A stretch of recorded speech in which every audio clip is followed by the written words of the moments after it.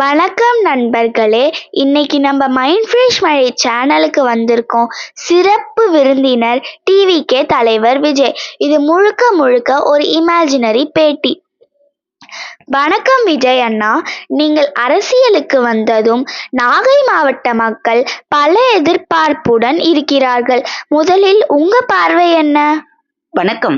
நாகை மாவட்டம் எனக்கு நெருக்கமானது. மீனவர்கள், விவசாயிகள், இளைஞர்கள் அனைவரின் முன்னேற்றத்திற்கும் என் பங்கு இருக்கும். முந்தைய அரசுகள் செய்யாத அல்லது பாதியிலேயே நிறுத்திய திட்டங்கள் எவை என்று நீங்கள் நினைக்கிறீர்கள்?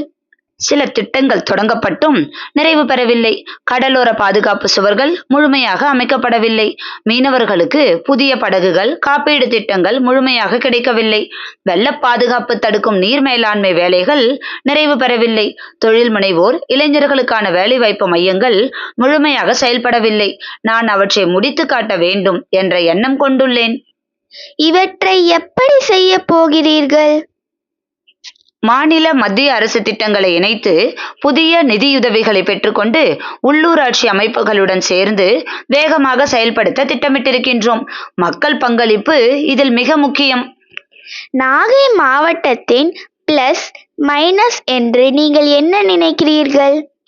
பிளஸ் கடலோர வளங்கள், நல்ல தொழில்நுட்பத்தை கற்றுக்கொள்ளும் இளைஞர்கள், நல்ல கல்வி ஆர்வம். மைனஸ் வேலைவாய்ப்பு குறைவு, காலநிலை மாற்றத்தால் வரும் சவால்கள், திட்டங்கள் தாமதமாக நடைமுறைக்கு வருவது. நான் இதை மாற்ற வேண்டும் என்று நினைக்கிறேன். நன்றி விஜய் அண்ணா. நாகை மாவட்ட மக்களுக்கு என் நல்வாழ்த்துகள். இந்த பேட்டி பிடிச்சவங்க மைண்ட் ஃப்ரெஷ் மழை சேனலுக்கு சப்ஸ்கிரைப் பண்ண மறந்துடாதீங்க.